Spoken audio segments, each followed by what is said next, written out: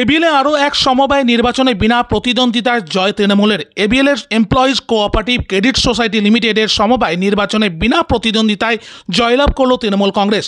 এই সমবায় 12টি আসন রয়েছে 149টি ভোটার। চলতি মাসের 5ই এপ্রিল মনোনয়নপত্র তোলা ও দাখিলের সময়সীমা করা হয়। এই দুই দিন বিরোধী রাজনৈতিক দলের তরফ থেকে কেউ মনোনয়নপত্র তোলা বা জমা করতে আসেনি। বিনা প্রতিদ্বন্দ্বিতায় জয়লাভ করল তৃণমূল কংগ্রেস।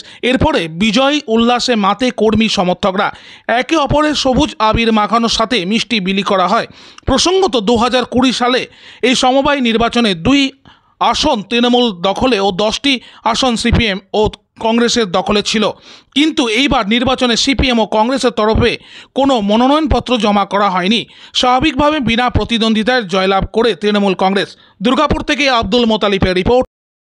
কি রেজাল্ট হলো আজকে ক্রেডিট সোসাইটির ভোটে আমাদের 11 জন প্রার্থী আপনারা গত দুদিন ধরেই আছেন, দেখতে পাচ্ছেন, জয়লাভ করেছে।